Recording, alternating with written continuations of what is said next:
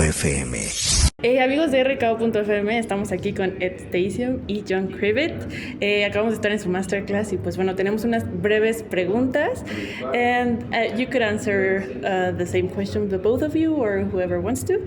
But what advice or suggestion would you give to people that are not into audio, that they can have this appreciation for this Dolby and all this? Because I know that only from general headphones or loudspeakers you cannot appreciate the mix. So do you have any advice on what device common people, us mortals? Are you talking about immersive audio?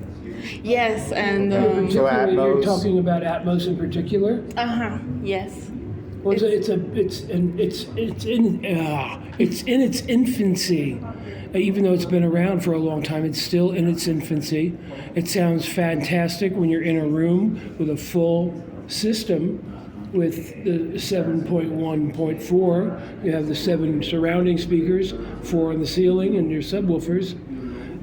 But getting it to translate into the homes at this particular juncture is a little bit difficult. Not as much as difficult, it's hard to acquire the proper system to do that in. I know people who are doing it with their Apple 4K TV and hooking it into their home stereo, which they already have basically hooked up to do, say, a 7.1 surround sound. And a lot of the manufacturers are now doing sound bars which emulate the Dolby Atmos experience. But it's truly nothing like sitting in a control room listening to the Dolby Atmos.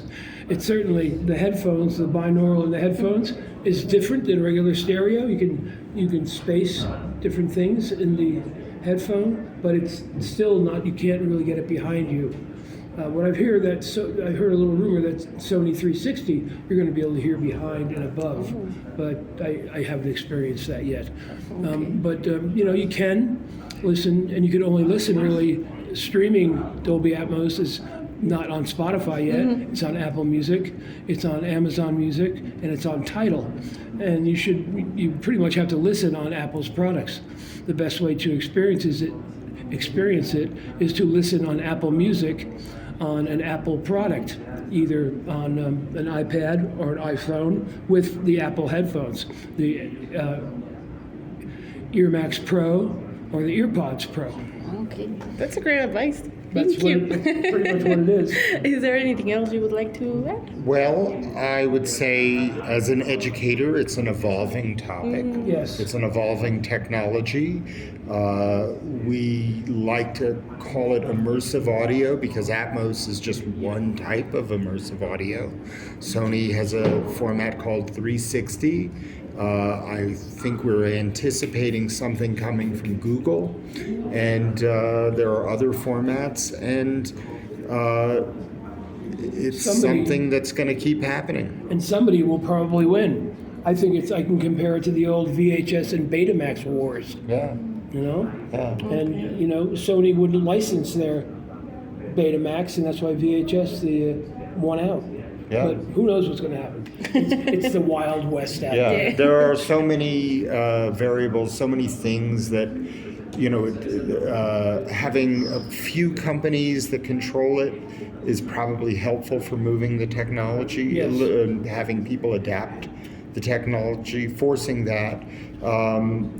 But we'll see. I mean, and maybe it won't even happen so much for music. Maybe it will happen for video games, for television broadcast.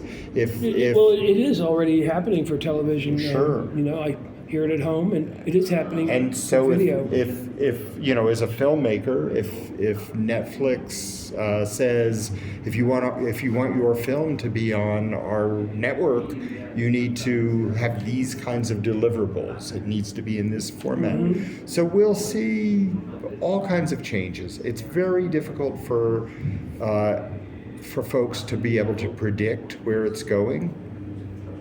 Okay. We'll just keep following it. I certainly enjoy it. I enjoyed the jump from mono to stereo, and everybody loves stereo. And I actually enjoyed the quad when it was out there for a minute, and 5.1 was a terrific fail. Yeah. That just completely failed. And everybody did there's a lot of remixed 5.1 records out there, all the Elton John catalog, Pink Floyd stuff, Eagles. But meanwhile, we get to hear these great Ed Stasium mixes of Ramones songs and all these things in this new format. Yeah, So and we've got- I'll be doing the Ramones in Dolby Atmos soon. So we've got that to look forward to. Yeah. That's good. Okay, then this takes me to the next question. That I know that you already told me that everything's going to evolve, but where do you think it's heading? What's the future for listening music, producing music, the way we listen to music? For listening to music, I don't know, Ed, you're the intuitive guy. Well, I think that we'll have chips implanted in our head. I'm serious. You know, for those who want to do it, I always thought of. Actually, how can I put this? Thinking music. I'm always thinking music, and if I could think this music into a recording, that would be fantastic. And if we had some kind of chip in our mind that could even record our dreams, and you could play back your dreams, that would be. I'd love that because I have great dreams that I never remember. But if I could have a device that would be able to and I hear songs in my dreams. If I could remember some of those songs in my dreams, they're songs that are very emotional to me. I remember in my dreams, they make me cry. I wake up crying from this great song, but I don't remember the song like 2 seconds after I awake. Oh. So, who knows what's going to happen? You know, we're still a young civilization here. There are civilizations out there that are probably 10 billion light years old. Well, let's hope that the planet survives Yes, let's all hope of that, these yeah. wonderful things that we can anticipate. Yes. Yeah. And well, I would also like to ask you this question. What would you tell to people that are interested in studying audio and music? But I think nowadays it's more valuable option. But in my days, I mean, I'm not that old, but I'm not that young either. But people would ask me like, well, you're throwing your future away if you're studying audio and music. So what advice would you tell all these young people that are considering studying audio but have this fear of what's going to happen or where are they going to work? Well, not everyone in the world can be Ed Stasium, and that's okay. There are lots of career options for someone who studies audio, or you can just record music in your home. If you don't have to be a best-selling author to be able to learn how to write. That's a wonderful thing. A noted painter, you can just paint for the love of painting. You can record music or write music for the love of that. But there are so many other things that you can do after studying audio. You can work at a place like the World Trade Center. You could work at a place like Neumann or Avid or Isotope. You could work for the companies that are building the tools that musicians use. They need developers. They need people who are with insight who are going to develop these new products in the future. Sure. You see how much it's evolving now. Yeah. With all these different products. And we used to have bands that would work in the recording studio. They'd spend a lot of money making records, and they would tour, losing money on the tour to be able to sell copies of their recorded music. Now it's very much changed, and what we have is bands that give away the recorded music in order to sell concert tickets. So there's lots of different opportunities, lots of different things. Companies are making podcasts. There are, there's lots of multimedia applications. There are game applications. There's sound for picture applications. There's Sound for cars. Sound for cars. Elliot Shiner had his system right. in some, I don't remember what model it was, what brand, but I think it might have been Acura. I think it was Acura. I'm a past president of the International Audio Engineering Society, and the Audio Engineering Society has conferences on archiving and restoration, on automotive audio, on hearing disorders, on live sound, on forensic audio. There are so many different things that you can do studying audio, not just being that guy. Only one of us can be Ed Stasium. There's only one of him. And I'm grateful for being Ed. We're grateful that you're Ed. Yes. And well, that's great advice, actually. Thank you very much. And I would love for you to repeat what you said on the masterclass, the advice for people that are making music from their homes. Trust your instinct. Yes. That's my go term. That's my punchline. That's my what do they call that when they put the thing on the bottom of the film? That's your epitaph. No, that could be good too.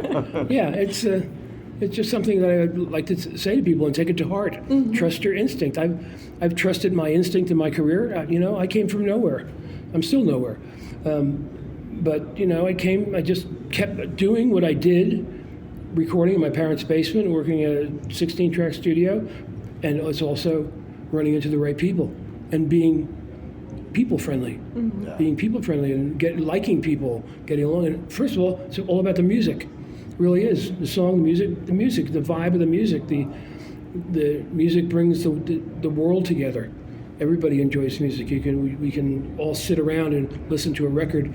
We can have every language in the world in a room and listen to a particular record, and everybody can enjoy that, even if it's in a different language, or listening to symphonies, Beethoven, or whomever. The great composers, and everybody can enjoy that, even though we speak different languages. It's the universal language. It always has been the universal language. So trust your instinct, damn it. I love that. Thank you so much. And where can we reach you or have maybe a contact with you? Well, I have a Facebook group. If you're on Facebook, it's called Hey Audio Student, HEY Audio Student. It gets about 4 million hits a year, and I try to chronicle the events and opportunities for students of all ages and levels. Please join our community. It's just a wonderful place where I have people from all over the world who talk about how they're learning about audio. If you're so interested, join the Audio Engineering Society. Come to the SOUNDCHECK Expo. I never miss it. It's the best. It's the best event in the world. People are so nice. They treat you so well. I have new friends. Yes. I have old friends. We love being here. It's just fabulous. Oh, thank you. And we love having you here in Mexico. You. You're always welcome. And are you on social media yet? Or? I am. Yes. I'm on the Facebook, on Instagram, and I have my website, www.edstasium.com, EDSTASIUM.com. And you could email me through there. Yes. Well, thank you again so much. Oh, thank you. Thank you again so much for your time, for your wisdom, your words, your advices. Thank you. Thank you so much for giving us this small time and sharing with us all your expertise. Well, thank you, Sophia. We really appreciate it. Thank you, Sophia. I'd like to say that I'm very grateful for what I've been able to do. Thank you so much. Y pues bueno, eso fue todo, amigos de Recao.fm, y seguimos aquí en la Soundcheck. Recao.fm